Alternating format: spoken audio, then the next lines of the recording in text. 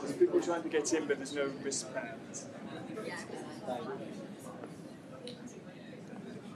It's an extra.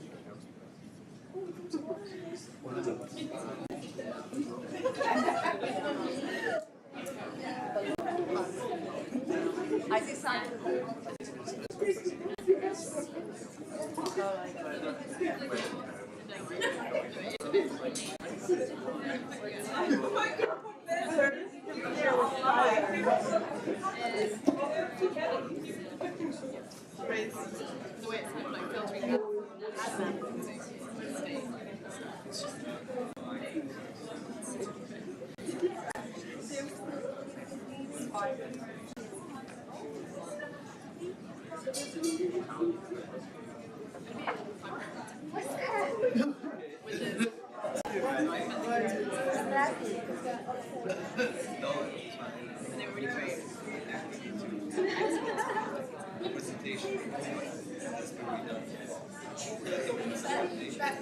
Steph, I wait for your sign.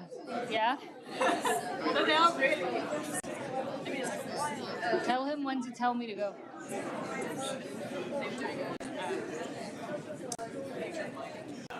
Yeah? All right. Hello, everyone. Thank you so much for your patience. Now our friends online can actually see and hear us as well, which is wonderful. So I really appreciate it. So first of all, welcome.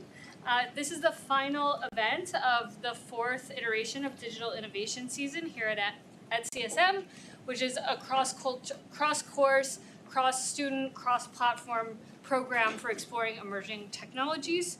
And it also marks the formal launch of Earthsuits. So we've been exploring this theme of Earthsuits all month, and we brought together staff, students, academics, industry leaders to engage in conversations and develop research into the future of wearables for London and planet Earth. And it's really just the beginning of this research initiative, and it's been wonderful to welcome a number of different people to workshops and lectures and collaborations to think about even just the beginning of what this initiative might be. As we talk about online, the Earthsuits project explores the history and futures of wearables, materials, garments, devices, and systems that help us navigate, communicate, and adapt on a changing planet. And so this year's theme of Earthsuits builds on last year's theme of Digital Innovation Season, which was planetary sensing. And we sort of build on this because we envision clothing as a form of architecture and an interface that allows us to exchange or filter matter, sensation, and information. And of course, as technological and environmental changes transform how we live on Earth, Earthsuits is questioning how future wearables might emerge at the intersection of design, ecology, and culture.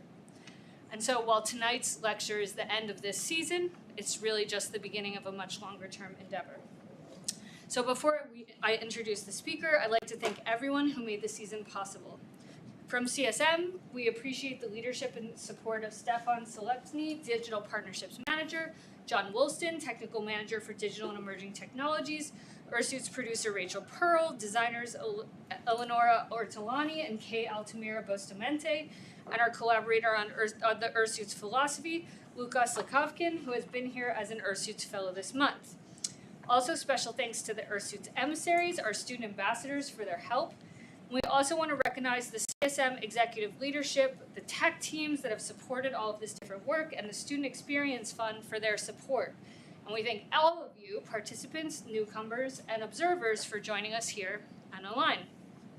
So it's my great pleasure to now welcome Nicholas de Monchaux, professor and head of architecture at MIT, and a person who has, for a very long time, inspired me in bringing clarity and incisive research to architecture and design thinking. Tonight, Nicholas will share insights from his award-winning book, Spacesuit Fashioning Apollo. And the book is one of those books that is elegant in every respect, a study that stands the test of time and continues to deliver fresh insights. And the themes of this book certainly inspired the idea of Earthsuits and resonate so closely with the things we want to explore, particularly how garments function at the intersection of protection, innovation, and the human experience of new environments. I won't say anything else. Let's just, please join me in welcoming Nicholas de Monchaux. Thank you so much. Thank you, Stephanie. Can everyone hear me okay? Does it sound good? Okay, perfect. So it's a great pleasure to be here tonight. It's been a great pleasure to get to know Stephanie and her team and collaborate on various things, including this lecture tonight. I wrote the book Spacesuit Fashioning Apollo a little while ago. It was published in 2012, and it's actually a real pleasure to come back been a real pleasure to come back to the material and to think about it for tonight's lecture. I am going to dive right in.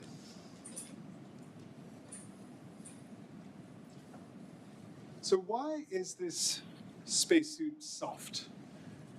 On July 21st, 1969, only 21 layers of fabric, most incredibly thin, protected astronauts on the surface of the moon. Over the previous 6-7 years, most of the proposals that had fulfilled the public imagination of how mankind would walk on the moon had been very, very different. They had been hard, they had been mechanical, they had represented the expertise of most of the military-industrial contractors who made most of the objects and artifacts that brought mankind to the moon. So, why is this spacesuit soft?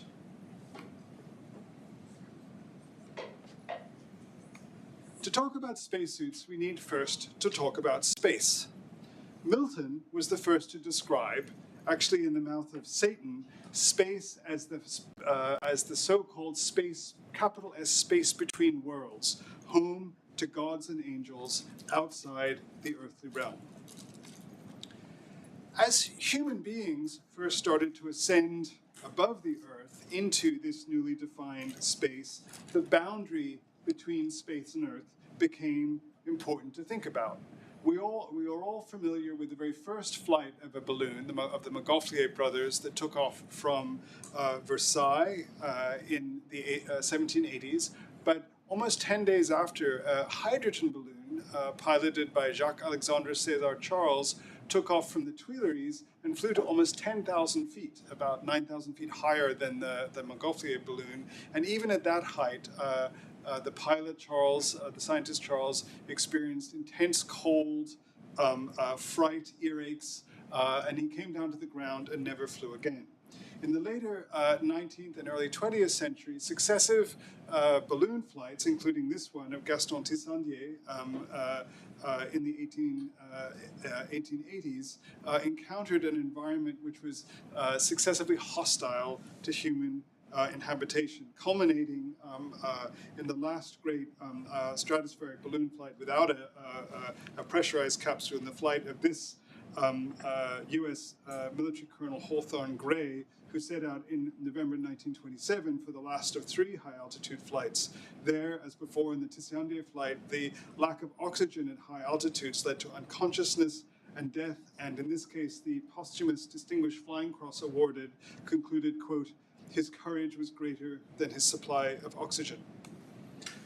So, throughout the early 20th century, in fact, the definition of Earth and space became defined by different altitudes, by different kinds of science.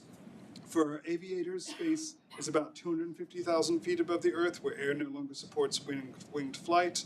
For rocket engineers, about 100,000 feet, where the atmosphere no longer restricts the expansion of gases. But for doctors, it has the lowest altitude of about 37,000 feet, the so-called Armstrong line, where water boils at body temperature. And that's the altitude above which we cannot survive without some sort of pressurized environment.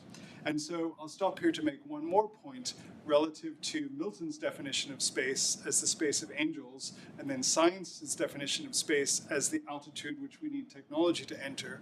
One way to understand the iconography that space has in our public imagination, it is the altitude above which technology transforms us into angels, at least symbolically, and that's therefore why it tends to be home to both our fantasies about our relationship with technology, whether you're a billionaire or not, or our fears about technology as well, as recounted in assorted science fiction horror films. The new look. The new look is relevant to this story because it was an essential landmark in the relationship between fashion and media. On February 12, 1947, Harper's Bazaar editor Carmel Snow moved through a crowded audience in Christian Dior's Paris atelier and famously said, "It's quite a revolution, dear Christian, your dresses have such a new look." The new look is remarkable because it represented not only actually a not very new look, it was actually a resuscitation of certain fashion styles from the early 1930s before wartime restrictions on fabric, but rather the first time post-war fashion expanded beyond the couture system into the broad public media. It was in the words of Dior, it was a bloodless but inky in terms of newsprint revolution. As well as as well as many complex kinds of support of the wasp-waisted female figure in the new look, there were new kinds of organization, of media, of branding, of the expansion of fashion to become a global media entity. In fact, one of Dior's greatest allies in crafting the new look as a broad cultural event was Stanley Marcus, founder of the Dallas-based Neiman Marcus chain, who first came up with the idea that we take for granted now that Dior could brand something like a belt or socks and take advantage of the enormous notoriety of these few objects at the center of a fashion system to extend it to every other kind of media and branding that we know today. The new look in defense planning. Some 6 years after Dior's debut collection, on December 14, 1953, Admiral Arthur W. Radford gave a speech to the National Press Club entitled "The New Look in Defense Planning." The new look in defense planning represented a debate that had been active in the Eisenhower administration up until that time over whether the United States, in meeting the demands of the then Cold War, should invest in a large standing army of the type that had been bogged down literally in the Korean War, or invest in technology as the answer to an increasingly advanced technology, including not only nuclear weapons, but new kinds of airplanes and ultimately intercontinental ballistic missiles as the way to meet the Soviet threat. Eisenhower thought, prevaricated long and hard over this decision, ultimately landing in National Security Document NSC 162/2 of October 30th, 1953, in the investment in technology. Shortly thereafter, the Convair Aerospace Company was commissioned to make the first intercontinental ballistic missiles to deliver nuclear weapons automatically without the involvement of airmen or airplanes, and to put it mildly, they had a very hard time doing so. Intercontinental ballistic missiles were, up until that point, the most complicated thing that people had ever made. And they brought with them, as a massive, complex technological entity, all kinds of new sorts of problems. For example, I believe it's this crash that is depicted here. The resonant frequency of the gyroscope that kept the missile stable was the same as the turbofan that pumped fuel into the rocket engine, and so the two interfered with each other and it exploded. And throughout the whole testing procedure, successive problems happened with different systems in the ICBM, and it was enormously difficult to make it. And what happened after that was a revolution in not only how military technologies and ultimately all technologies were made, but how we even think about them. So the missile had been commissioned like every airplane and object up until that point. You make a prototype and you make the final thing. In order to solve the missile problem, this man, Bernard Shriver, made this thing in an entirely new way with the help of Simon Ramo and Dean Wooldridge of what would become the TRW Corporation, a defense contractor. And they worked together in an office park in Inglewood, California, with all the military men wearing suits under hung ceilings to invent something called system engineering. Now we think of, let's think about the word system for a moment. When in a parallel report from 1953 proposing what became the American air defense system, the word system was used, it actually had to be given a definition because it was so uncommon in English usage. The idea of a collection of things connected to each other like a railroad system or a solar system is not something people thought about. But what systems engineering did is define all the different parts of the ICBM as so-called black boxes, i.e. defined by their inputs and outputs, and it didn't really matter what was going on inside. And then and give to a bunch of different military contractors, some academic labs, all the different parts of the airplanes, of the ICBM, specified by the inputs and outputs. And as long as those inputs and outputs stayed the same, and the effects on all the different parts stayed the same, you could make the thing inside the black box in exactly the same way. This led to multiple effects. One, a successful ICBM. Two, actually, it led inevitably to an arms race, because once the ICBM or other military technologies were defined as a system with all these upgradable parts, they could be consistently upgraded, and both sides had to consistently alter and improve their weapons in order to keep track with each other.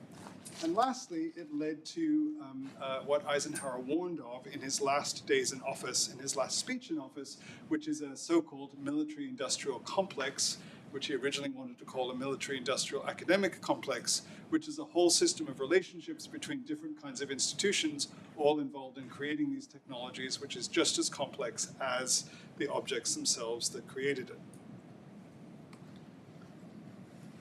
Flight and suits. So the very first pressure suit made to protect human beings at high altitude was actually also the very first one to appear on film in this 1937 feature, Airhawks, featuring the actor on the left and the famous aviator Wiley Post, or famous at the time aviator Wiley Post, on the right. Wiley Post was a former barnstorming pilot who had originally entered that trade when his right eye was injured in a mining accident, with the settlement of which he bought his first airplane.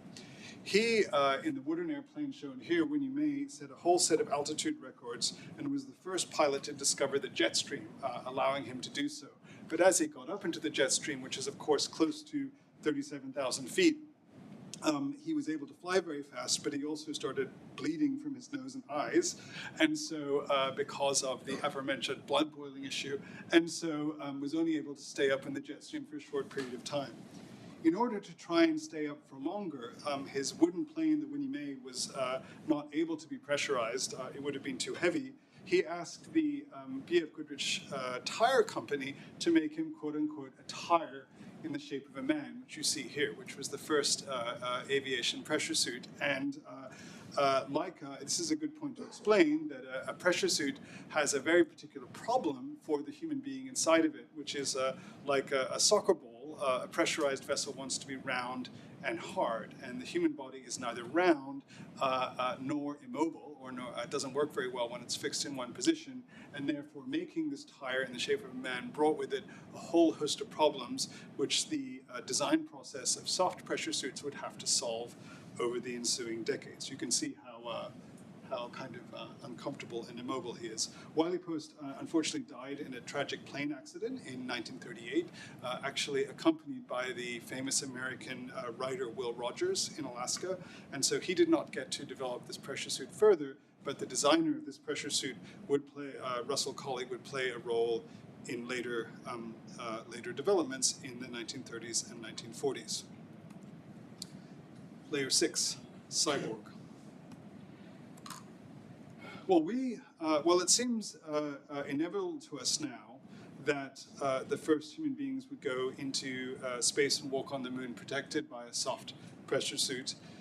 This was far from the case at the very dawn of the space race. In fact, the ideas of system engineering were so influential culturally, especially through texts such as Norbert Wiener's Cybernetics, which was, you may never have heard of, but was a very early systems text that was one of the best-selling books of 1947, that many other ideas first caught the public imagination.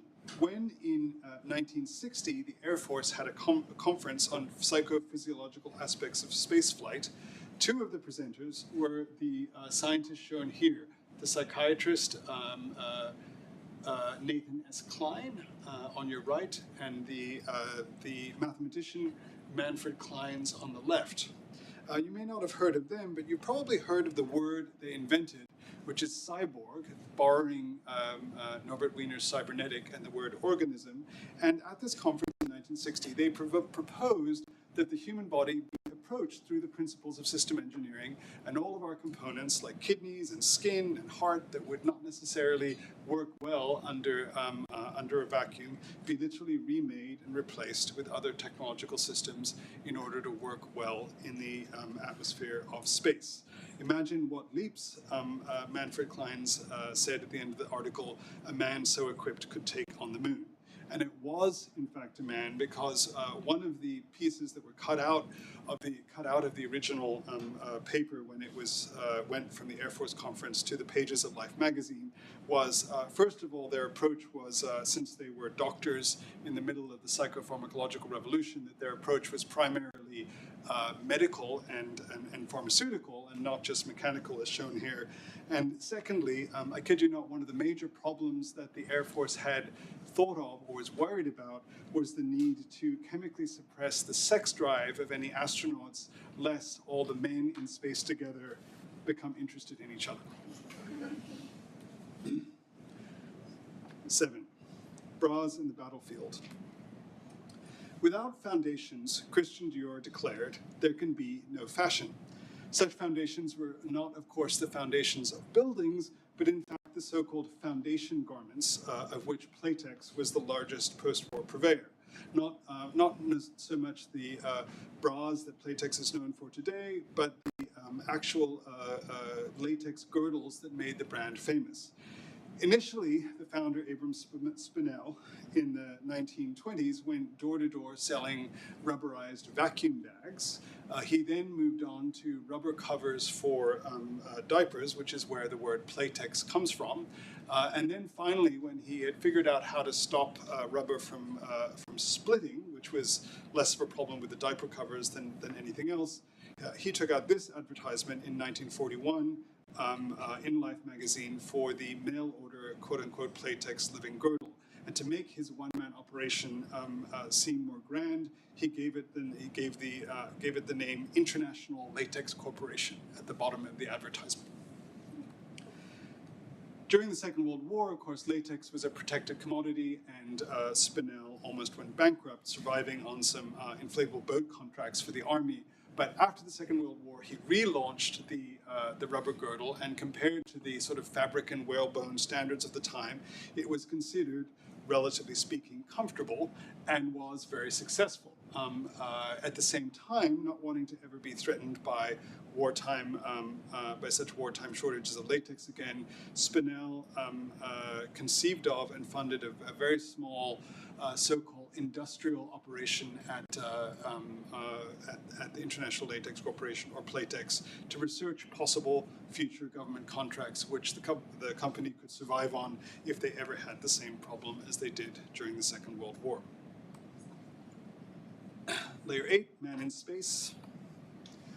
According to a statement released by the Soviet Union's TASS news service on April 12, 1961, quote, after the successful completion of the planned investigations and of the flight program, the Soviet spaceship Vostok made a safe landing at the predetermined place on April 12, 1961 at 10:55 Moscow time.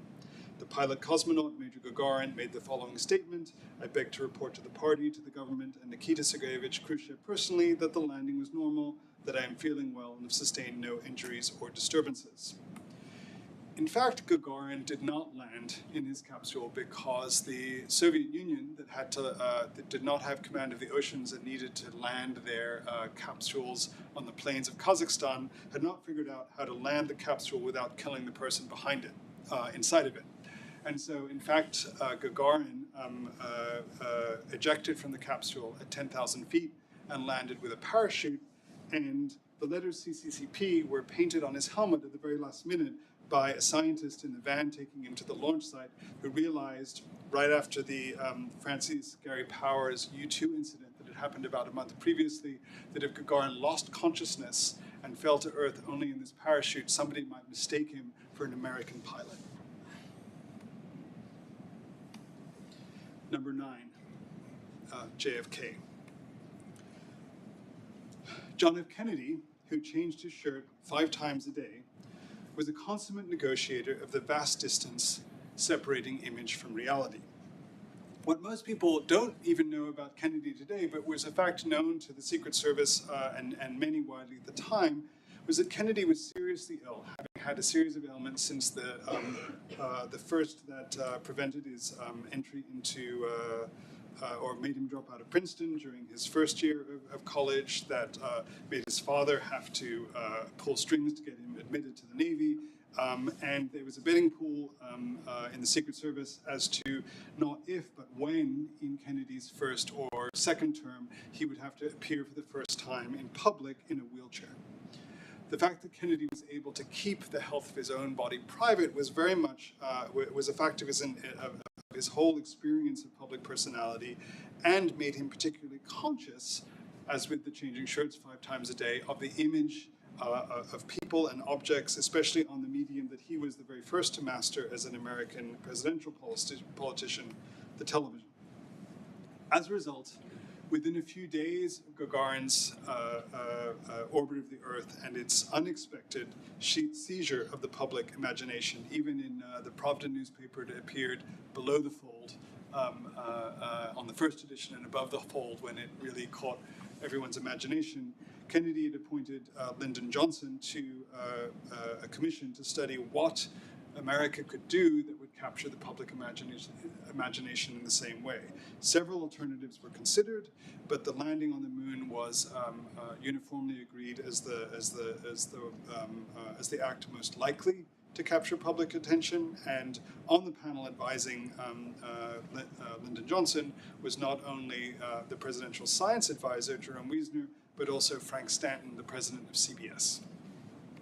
As a result, we should probably consider the accelerated space program that launched immediately afterwards as a vast multi-billion-dollar enterprise to really produce a single television image of an American on the surface of the moon. Of course, tied up with all kinds of other notions of science and explorations, but quintessentially a crucial media spectacle in the larger public battlefield of the Cold War.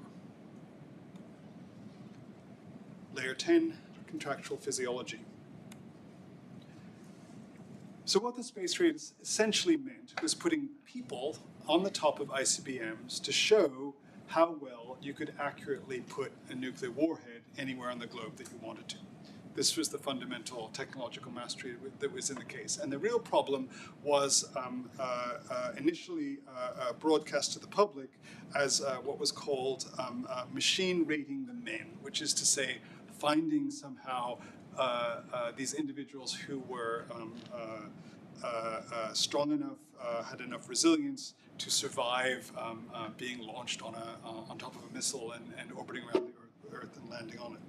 But in fact, what the real issue became was what was the reverse statement, which was so-called man reading the machines, which is to say that in fact it turns out most human beings have just about the same endurance of acceleration, twisting forces, all the rest. And in fact, these acceleration forces had already, before this moment of the 1960s, been established by this man, the under-recognized but very important John Paul Stapp, who was an Air Force lieutenant, later promoted, who at a deserted corner of the Edwards Air Force Base in the desert outside of California, had himself decided in the 1950s that these figures on how much acceleration, deceleration, etc. a human being could survive would be crucial to the future of the Air Force, and he set about finding them using his own body as the experimental subject because he didn't want to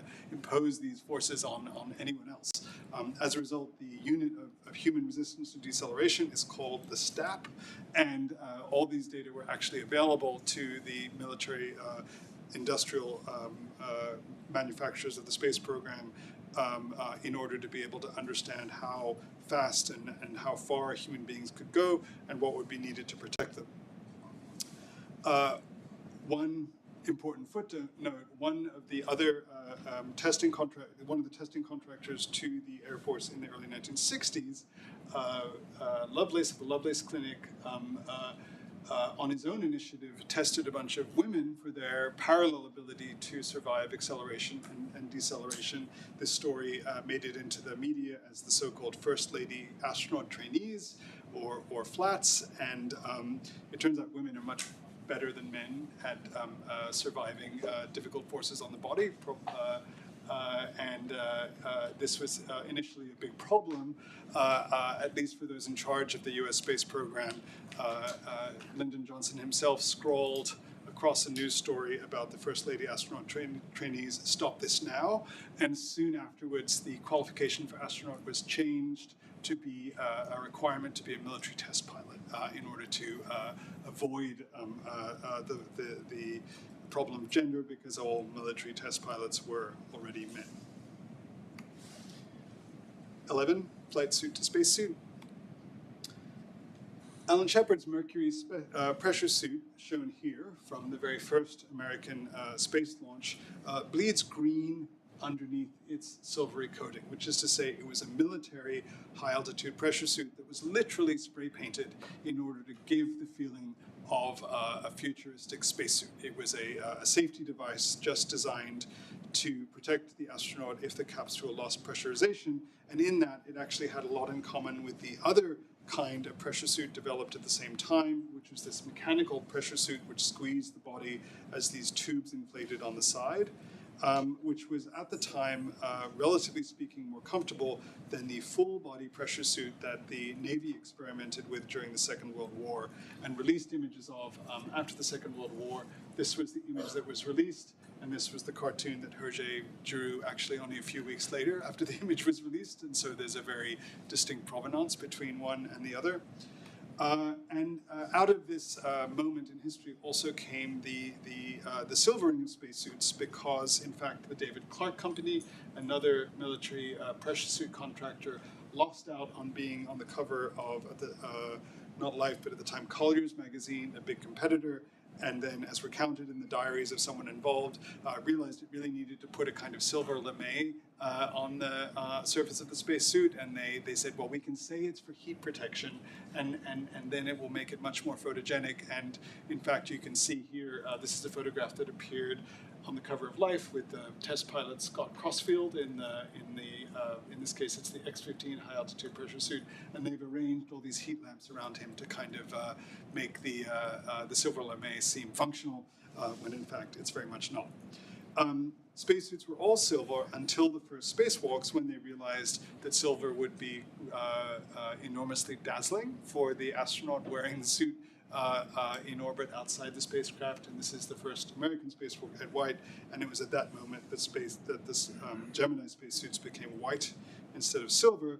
But spacewalking and wearing a spacesuit was still a massively exhausting enterprise.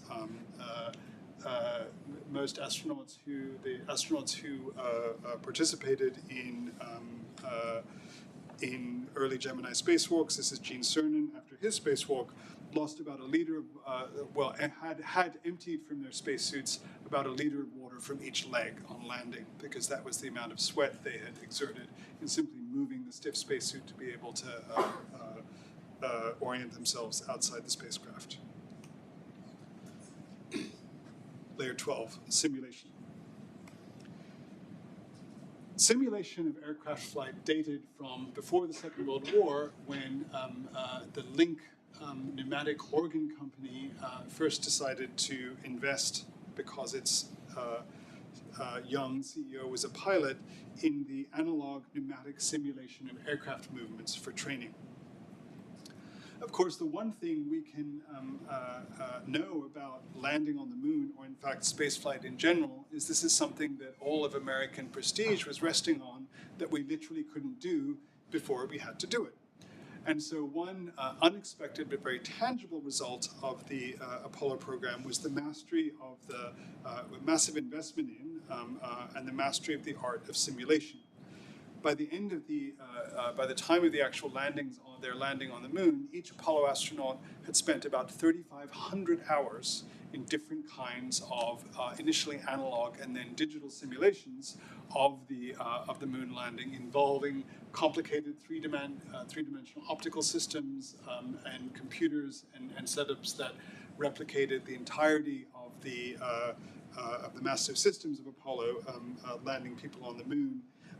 And in fact, one of the comments, major comments of the astronauts after having landed on the moon, is that it was usually much easier and much smoother than the simulation, although every single one of them disabled the automatic systems that were an essential part of the simulation process and chose to land the lunar module only on manual control, which tells you also something about their regard for technology and their desire to position themselves within it.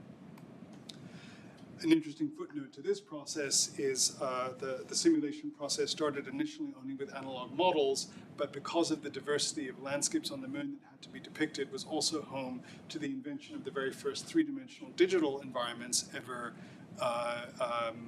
occupied by human beings, in this case a 256 vector system developed by General Electric, which will appear at one moment later in our narrative.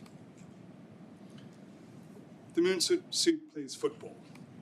So this is where Playtex comes back into the story. So the head of the small industrial division of Playtex, hired by Abrams Spinell, was a guy named Len Shepard, who was actually a dropout from MIT, but by the time Shepard met him was a television repairman in Rochester, New York, who happened to be repairing Spinell's television, and whose ingenuity impressed the Playtex founder, and whom he hired to direct this industrial division, which was initially, of course, only the one person,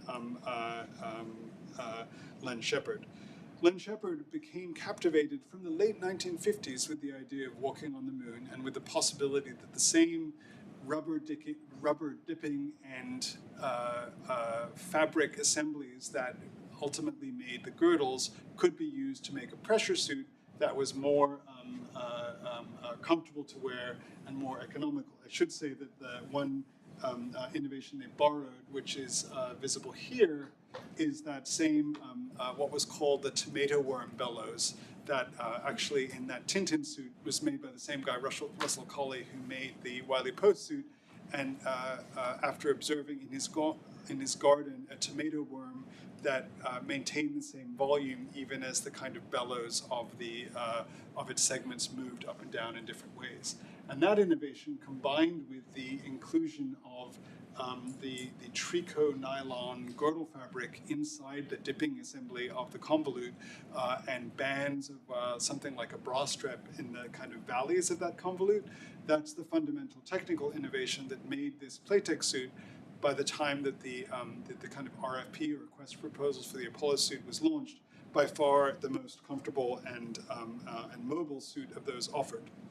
There was only one problem, though. Playtex had only had one or two small experimental contracts. It was not a big military industrial contractor. It did not have any experience delivering anything of the scale of the Apollo suit. And so it was wedded with a much larger, more traditional military industrial contractor, Hamilton Standard, part of the United Aircraft Group, to produce the suit to walk on the moon.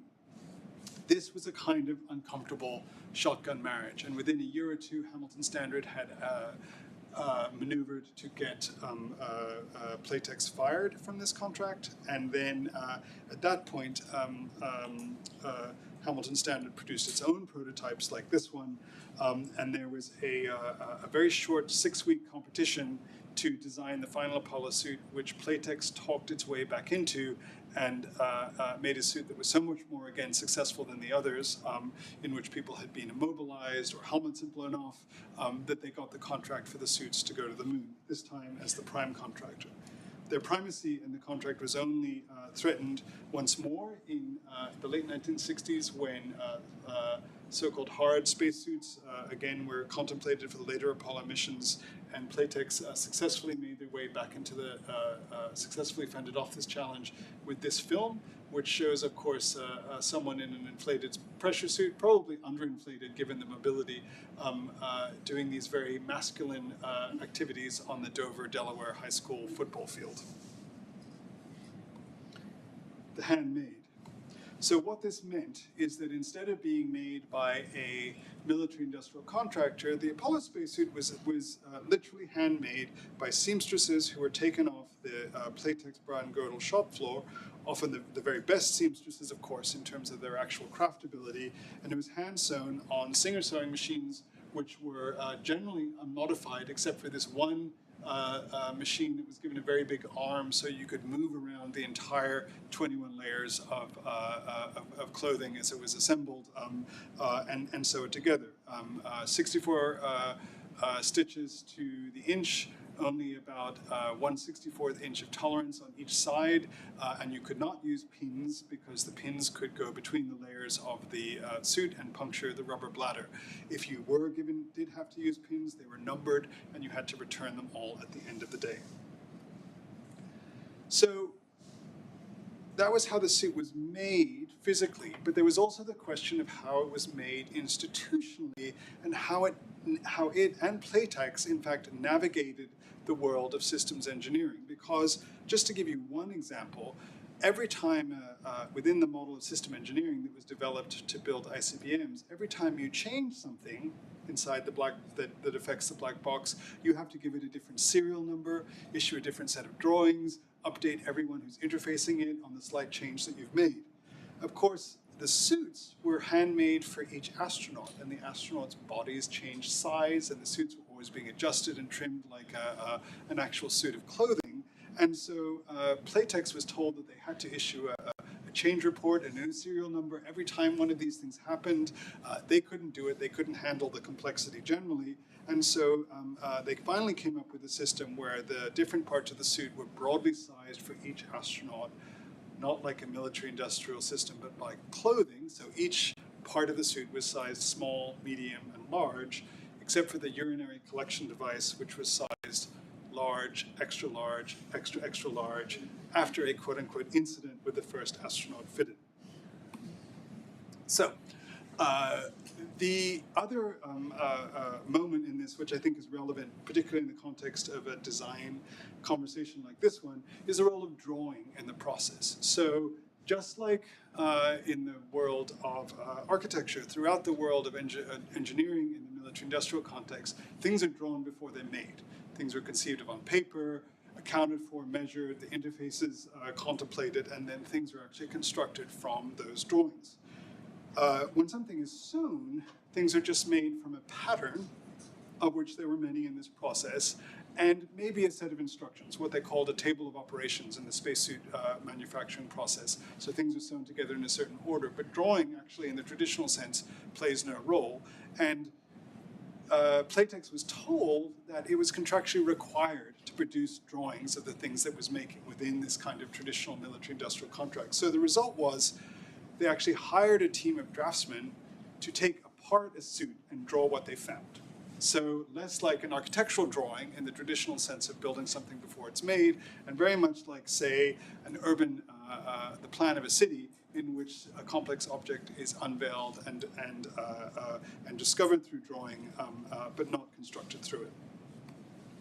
So, as we round the horn here, one essential counter-narrative, of course, were these hard suits, were the hard military-industrial suits. This one developed by the Litton Corporation, originally for vacuum chambers, that led NASA, for example, to release this image in 1965 with a press release that said, "Nothing new under ye old sun."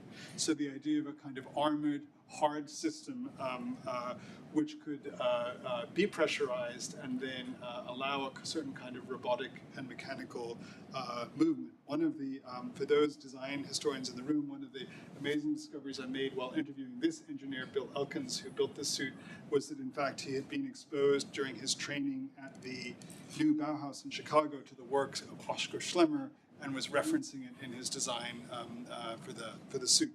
But these suits, the so-called RX suits, because so-called by NASA's head of crew systems, because they would offer the prescription, supposedly rigid experimental, but actually the prescription for space travel, were made of hard interlocking components in various sizes to fit every astronaut, and were developed in a very advanced way for the later Apollo missions, but never used for a variety of reasons, including weight, complexity, and the fact that when they failed, they would fail catastrophically. You only had one hard layer, and if it broke, you were cooked.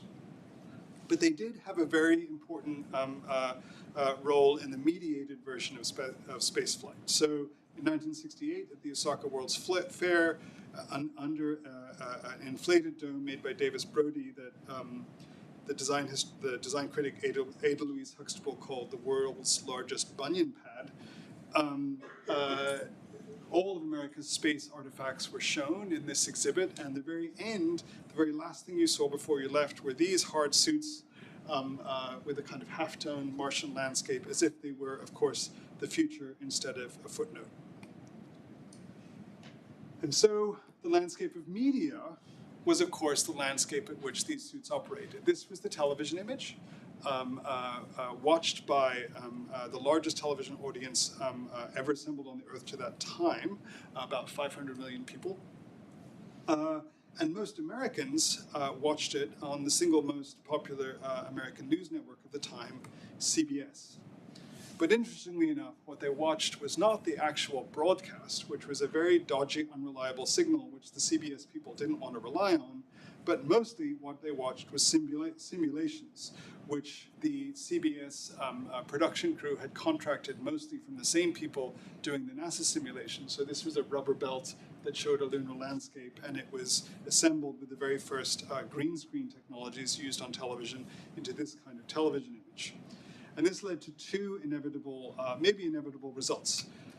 First of all, a young production assistant on this broadcast, here was the control room, ended up producing a script that, after Watergate and America's sort of general loss of faith in its politicians, was turned into the movie Capricorn 1 about a faked Mars landing, which kind of laid the groundwork for the conspiracy theory that the whole moon landing was faked and imagined in a television studio. That filmmaker was named Peter Hyams.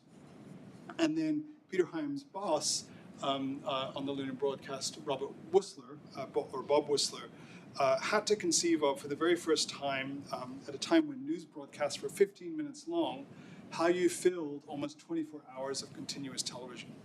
when everyone was waiting on bated breath for the actual landing on the moon.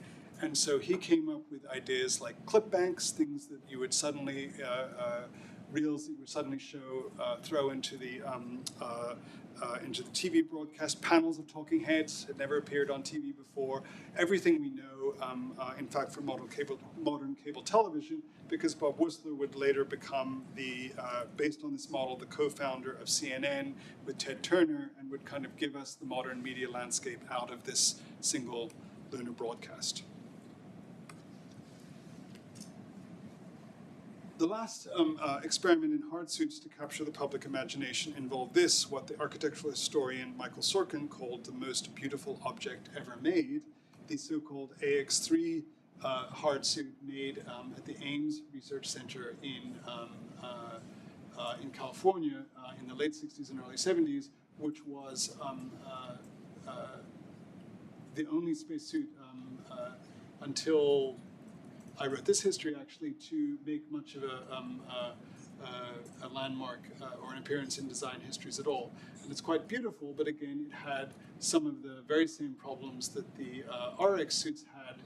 And the only time it or any of its ilk came close to flying in space was during Ronald Reagan's so-called Star Wars era, when its armored body was studied for potential wearing by American astronauts sabotaging Russian satellites in case of booby traps.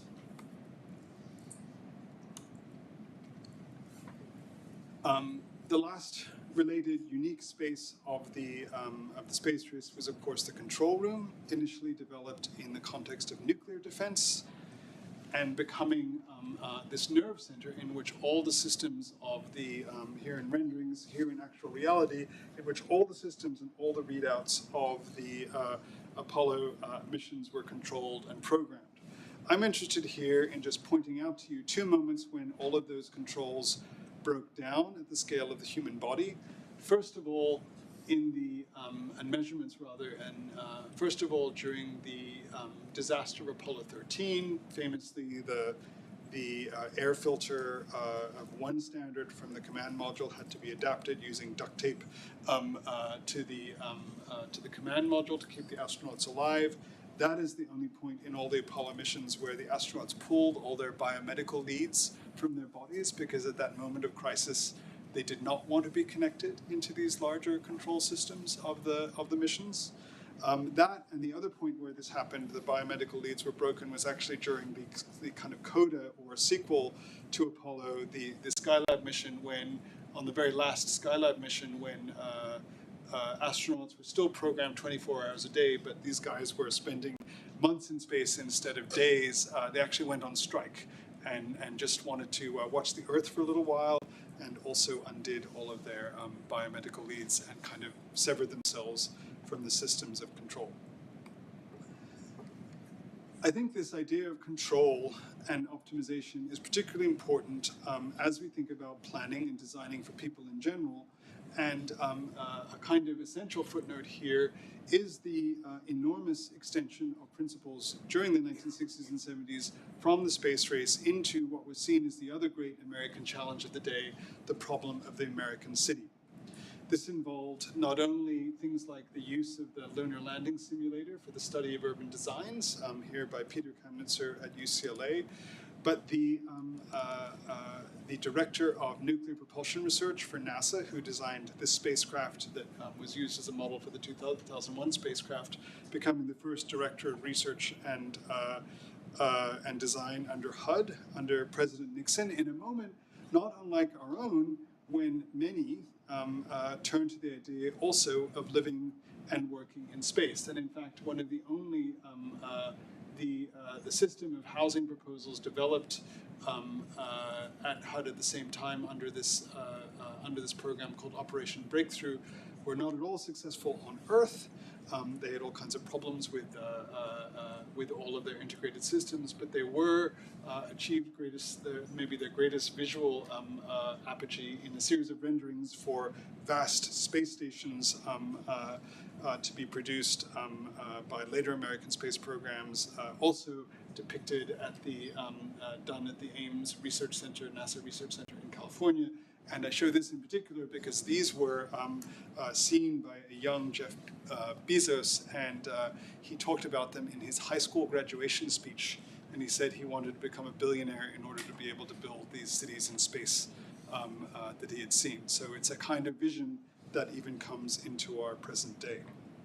But to return to the lessons of the spacesuit, the 21-layer spacesuit is not a kind of optimized structure. In fact, the way I would have you really understand this history is as a kind of constant epidermal evolution from these very early Gemini spacesuits into the later suits that acquired more and more layers, into the 21-layer initial Apollo spacesuit, into what actually was the 28-layer final suit that was used in the Apollo mission, as all these materials, which already existed on Earth, that weren't particularly optimized for space construction, were layered together in this way that recalls much more not only the logic of the skin, but the kind of natural logic of evolution, in which things that already exist are constantly reassembled into things that exist already. And as I come to the conclusion here, I would make this point particularly by juxtaposing these two images. The first is a diagram of the Apollo life support system as conceived of and illustrated by Hamilton Standard engineers in 1964, and the second is an X-ray mobility study of the ILC A7L spacesuit performed by the Crew Systems Division. This takes us back to our very first question. Why, and perhaps how, was the Apollo spacesuit soft? The first image is both uncharacteristic and singularly representative of Apollo. It is representative in that it represents the human body as a kind of streamlined outline, part of the systems engineering's system of inputs, outputs, and relationships of control. It's somewhat uncharacteristic in that the Apollo, here the body is shown at the far extension of the whole mission, which is to say, as this single closed system with the spacesuit on the surface of the moon, not connected to the vast systems of mission control and everything else it was connected to. This image is a marked contrast to the idea of the cyborg, the idea of systems engineering in general.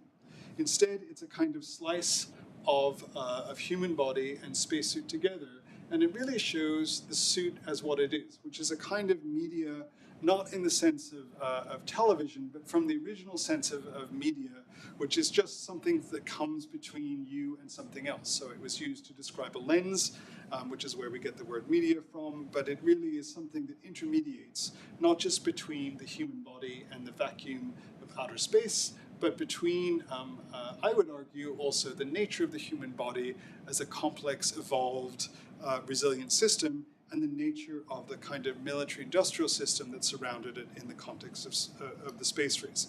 It was part of one, but it was also part of the other. I'd make this point in a few more ways.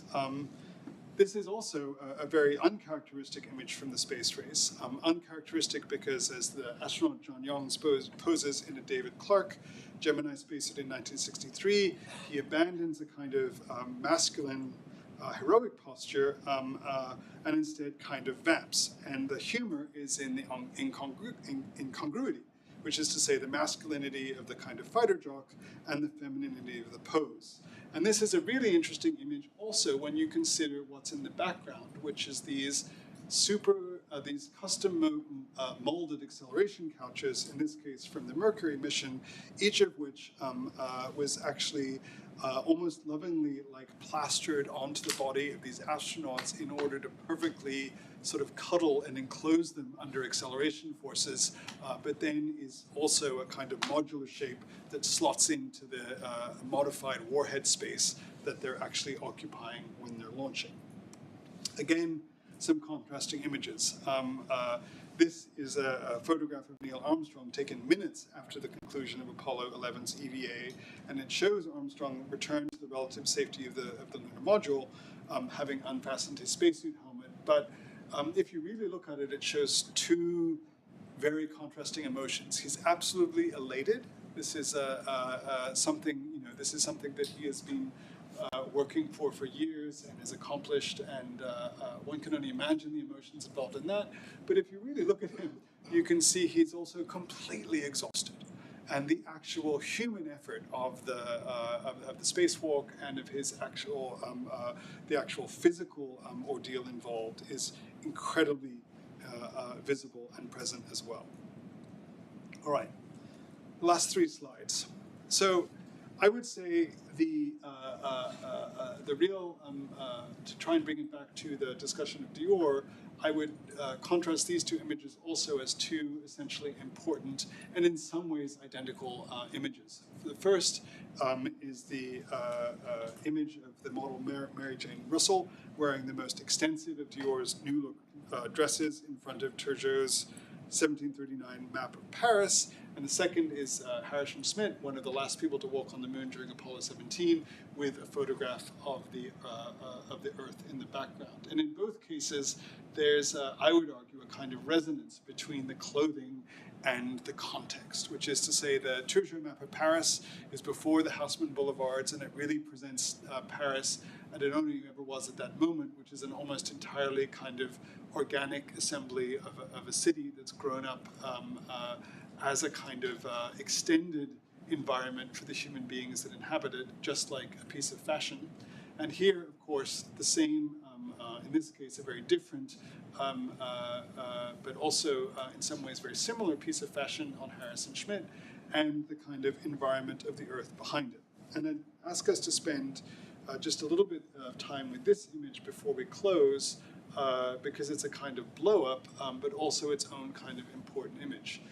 This is the, if I didn't say it before, the image of Neil Armstrong, Buzz Aldrin rather, on the surface of the moon is the one of the second most reproduced image in human history, and this is the first. And this image, the image of the whole Earth, was taken by Apollo 17. It's often understood as a kind of producer of the environmental movement, as something that kind of inspired people to see the whole Earth. But in fact, it was a sort of a product of it. The activist Stuart Brand had started asking for a picture of asking why, in fact, there wasn't a picture of the whole Earth in the mid-1960s coming from the space race. And in fact, there was not one single image of the whole Earth produced during Apollo until this last mission. And the reason why is that as in the photograph we saw before, the landings on the moon were all done when the moon was half full.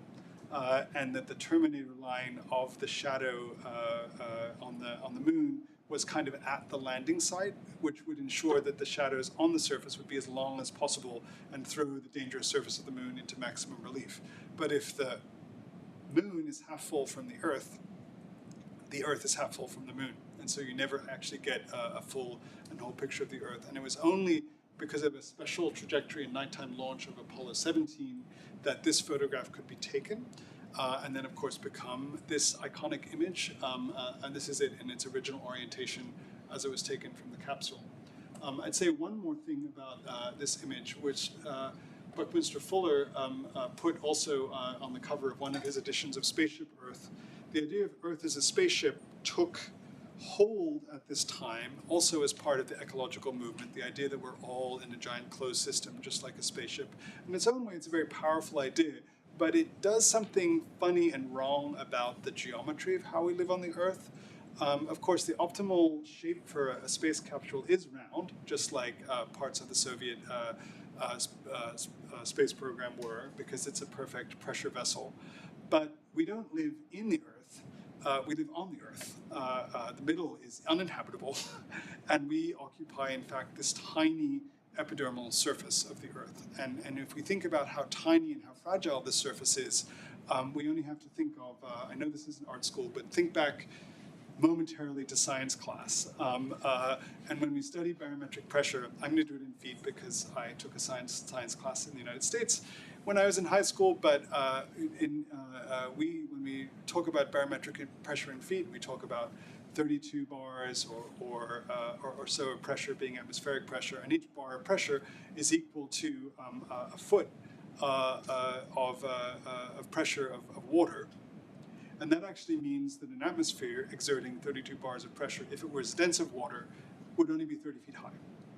So think about it. We're on the ground floor of this building, we'd be covered, but on the top floor of this building, you'd be out in the vacuum of space. And so the atmosphere of the Earth is in fact not very much at all, and that is the only environment that we can safely occupy with our physiology. And it's a very thin and fragile one, which of course we've completely transformed with the same technology that allows us to perceive the Earth like this, and transformed in ways that we now have to come to terms with. But if we come back to the aim of the talk, it's to argue that the softness of the Apollo suit is indicative of a certain affinity between our bodies and how we work and the spacesuits that protect us, that protected them, and is an actual important contrast with the general nature of technology as we've conceived of it. As such, this iconic image should project not, as is traditionally done, a kind of mastery of nature or becoming more than human through technology, but rather a really important sympathy to between our bodies and nature, and a kind of failure of all of these things to be systematized. Or if you want to go back to the fact that you were all waiting 20 minutes here while we got the projector and the live stream working, the fact that technology never, in fact, works as it's supposed to. And that's one of the only things we know for sure about technology. And part of that unexpected and often, in fact, challenging nature of technology is the real fundamental difference between how we work and how it works. And that's particularly something important to remember as we contemplate technologies like geoengineering in order to grapple with the consequences of our own occupation of the Earth. 25 years after walking on the surface of the moon, the normally reticent Neil Armstrong wrote his own letter of appreciation to the A7L suit. The suit Armstrong wrote turned out to be one of the most widely photographed spacecraft in history. That was no doubt due to the fact that it was so photogenic. Its true beauty, however, was that it worked. It was tough, reliable, and as he concludes, almost cuddly. As I encountered spacesuits in writing this book and in conceiving even of this talk tonight, for me the most important testament to the nature of the spacesuit is one that I learned when spending time with them in their storage facility at the National Air and Space Museum, which at the time was actually in Suitland, Maryland, which was a completely coincidental name. But as I was spending time in Suitland, it turns out I got to meet many of the Apollo astronauts who were still alive at that point in the early 2000s, not at all because they were interested in talking to me, but because they would come and visit their suits. And when I asked them about it, I asked, I remember in particular Tom Stafford, the commander of Apollo 10, I said, well, did you also go and visit the command module for Apollo 10? Because that was at the time in the National Air and Space Museum on the Mall. I was like, no, that's just a truck. It's like, this is part of me.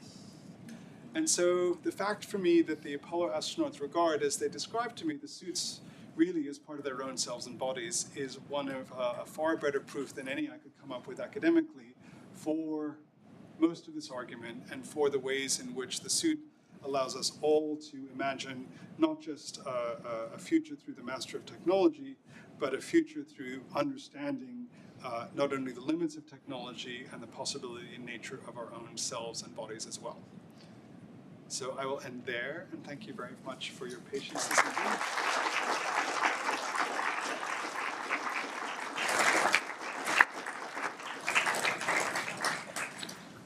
And I'm happy to take a couple of questions, but you can leave or stretch or do anything you need to while we do that.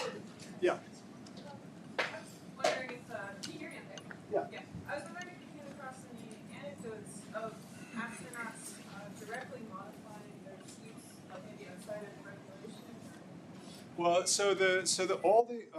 all the actual Apollo suits were custom made for each astronaut. There were 3 suits: a flight suit, a backup suit, and the suit that they wore in training. Today, the suits worn on the International Space Station are still made by ILC, as it's now called, but they're all sized in a modular way, except for, interestingly enough, the gloves. And the gloves are, if you think of the part of the human body that is least spherical and most important to be in space, we really put people in space to put their hands in space, if you think about it. Those are still custom made for each astronaut and will continue to be because there's no way to get the kind of dexterity that you need without that custom made glove. But other than that, they're not really allowed to accessorize or bedazzle the spacesuits. But yeah. With the rise of commercial space travel, do you think the velocity of astronauts and astronauts is going to stay as close, or is it going to spread apart? Sorry, could you speak a little? I'm a little. Okay, I'll bring the mic You need over. to speak up or go get the microphone.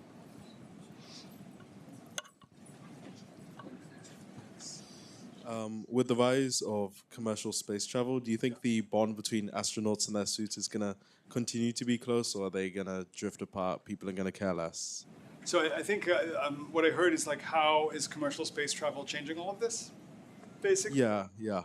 So I think there are two things that are happening. One, one very positive thing that's happening. So NASA in the last few years has invested, as well as the European Space Agency, has invested a lot in studying how different kinds of bodies can go into space. And in fact, many of the limitations that what we think of or call disabilities in 1G are very different in 0G. And so I think that's one of the most exciting things that happened in different years in the last couple of years as relates to space travel, and will involve very different modes of adaptation.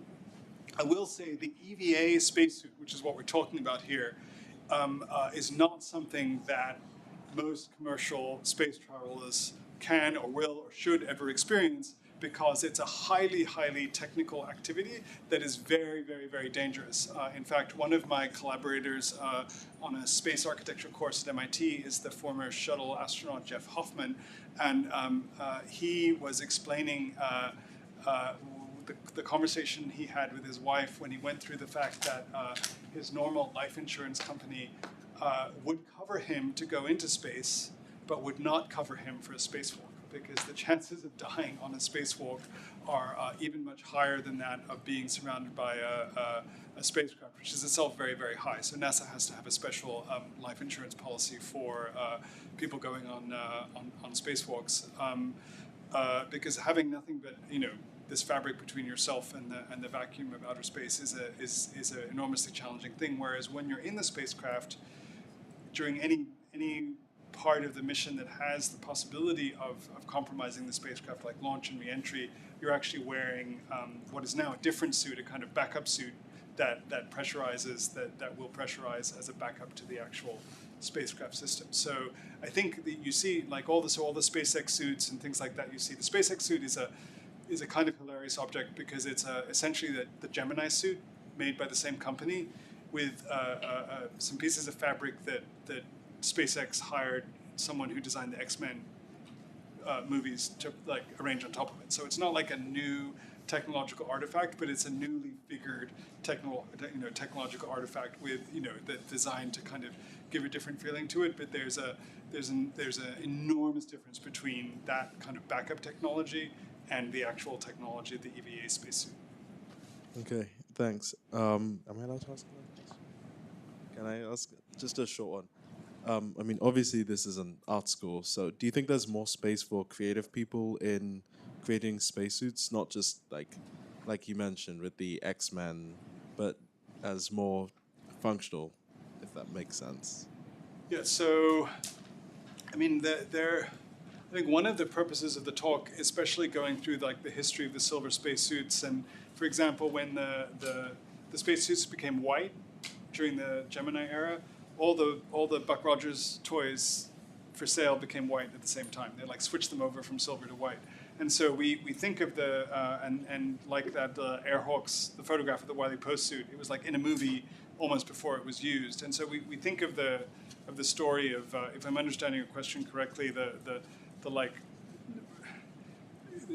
Musk hiring the X-Men, the guy for the SpaceX spacesuit is actually nothing new at all. like the narrative of science fiction and the actual notion of how these objects are and fashion and technology are intimately connected. And in fact, technology has always been a cultural artifact as well as a technological artifact. So there's nothing new or, I would say even wrong about that particular part of the story. It's kind of actually been part of their narrative the whole time. But we tend to like to think of these things as separate. And so things like that bother us.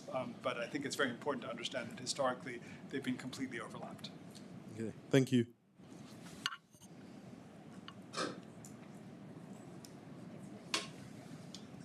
Hello, Nicholas.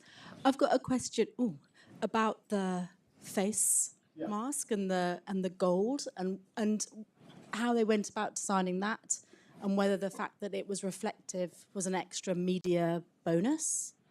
I mean, I think it did. I think that's a very astute observation, unsurprisingly. But I think the gold is very necessary because you are, if you imagine you're in LA, it's a really hot day, you really need sunglasses, otherwise you get a headache. Being in space is that times 1,000. There is nothing between you and the sun, and the light that you're getting and the kind of need to be able to adapt your eyes is enormous. And so the gold visor has a thin layer of gold that's mostly reflective and allows you to see through it, almost like a welding mask. But the gold provides the super reflectivity that does that. But I do agree that there's two. It's one of, I think, two important qualities that the spacesuit ended up having that made it so photogenic.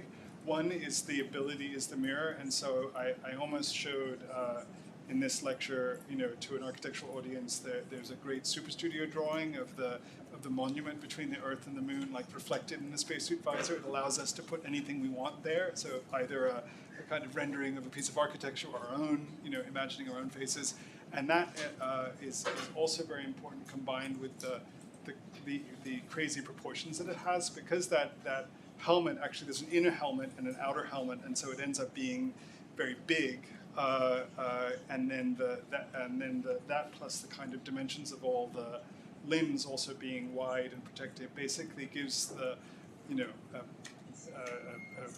30-year-old very athletic man the proportions of an infant, which gives you a very different sense of the fragility of the human of the body on the surface of the moon, and the role of technology in protecting it. Two more. Is there any way I could go to space?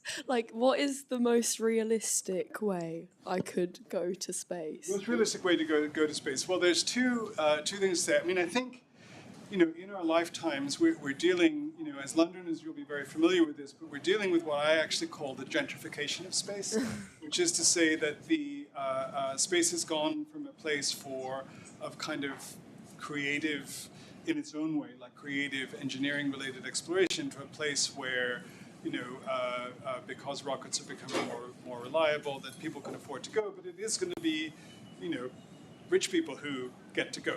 Already, Dennis Tito was one of the first space tourists, and he was already a billionaire, and so I don't want to say get rich and then you can go to space, but I want to point out this very this space that actually can and should belong to us all. It doesn't belong to any nation, and it's a very crucial space of our own imagination. I'm actually quite uncomfortable with it being kind of gentrified in that way, but that's what's happening all around us. But I do think that just like in cities, if we manage gentrification, it can make some, lead to things that make cities more accessible. I think we have, while it's definitely not happening right now, given the nature of particularly the US government and those who are influencing it, I think the gentrification of space is something that we need to manage, just like the gentrification of any public space, in order to both make things more accessible generally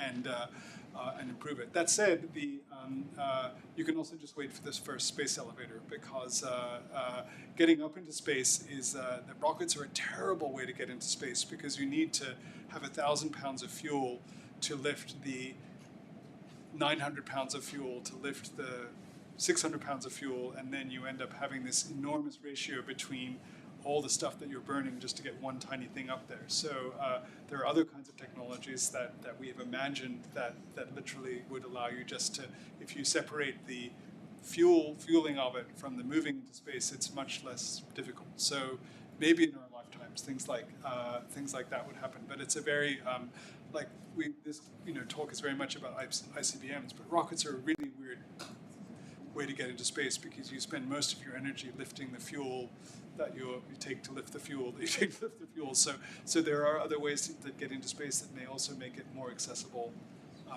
for both of us, but for all of us rather. But would NASA not want like people to document it, or is that just what the spacemen would do? Well, I mean, it's a bit like there's this old joke about in New York, somebody stops someone and says, "Well, how do I get to Carnegie Hall?" And the response is practice, practice, practice. I think the NASA selection process is actually, and the European Space Agency selection process is quite open. You just need to be very, very good at the different, and is open to wider amounts of people. If I'm getting your question correctly. What is the selection process? Like, what do I need? I mean, I'm being serious. At this point, there are all kinds of different people who go into space from as astronauts. So there are people who are specialized in piloting things, who have learned. There are people, and those people generally don't let anyone else touch the controls. And then there are people who are specialists in different kinds of science that are done in space. And then there are, increasingly movements to try to bring to space other kinds of people who can give us other different kinds of experiences of it, dating all the way back to the sort of teacher in space program in the 80s to other modes of space now. So I would give you the advice that I would normally give to young people trying to do well and create in creative and professional fields, which is do anything you want, just do it really, really well. Okay, cool. Thanks.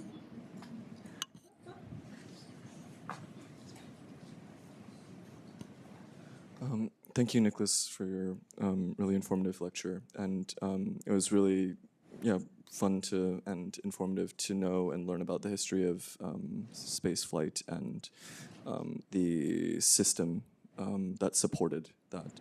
My question is, thinking in terms of the system and applying that to architecture, what do you propose, or what do you kind of see in terms of the connection between space flight, spacesuits, and you sketched it out in your talk quite quickly. So I wanted to ask if you could elaborate on that a little bit further. On the connection between spacesuits, spaceflight, and architecture, more. Yeah, and also in terms of the system of how we view, spaceflight, spacesuits, how we may apply that to architecture, or rather, how that. I think there's one fundamental lesson which I'll spell out if I haven't made it obvious, which is I came up as a relatively young architect in the early 2000s when biomorphic and biomimetic, it was like the heyday of parametric architecture. Everything looked like a dragonfly's wing or something like that. So there was this idea that we still find in design culture that if we design it so it looks like nature, we're learning the lessons of nature. But I would argue, or at least certainly this research led me to very much understand that there is when we think of designing with nature, it's not just about learning what nature arrives at, or processes of evolution arrive at in terms of form, which is what designers tend to be most preoccupied with. It's also about developing a very healthy respect for the design process of nature, which involves a certain kind of radical pragmatism and adaptation and making something out of something else to suit the environment, to suit the way that the problem that we have to solve. And so there's a kind of the evolutionary biologist Stuart Kauffman coined the phrase adjacent possibility to describe how nature works in terms of a design process. And I think specifically as we're very much challenged by the issues of climate change, inequality, the great design issues of our own day, we are often better off exploring what Kaufman called landscapes of adjacent possibility than we are trying to imagine solutions from scratch. And these imagined or utopian solutions, like the, colonies on Mars or space cities or things like that, often distract us, I would argue, from the much more radical and interesting possibilities which are more closely adjacent also to how we are now. But I see some body language here that we may be finished with the open portion of the lecture, but I'm happy to take any other questions up close, and we can let the people who are too polite to leave but need to leave. And let me just thank you all again for coming tonight. And Excellent.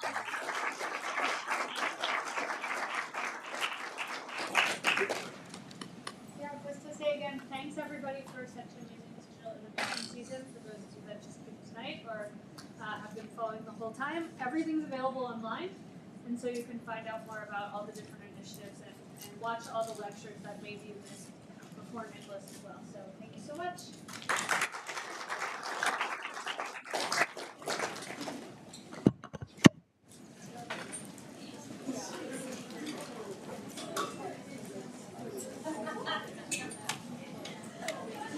Hi, I'm Karina. Nice to meet you.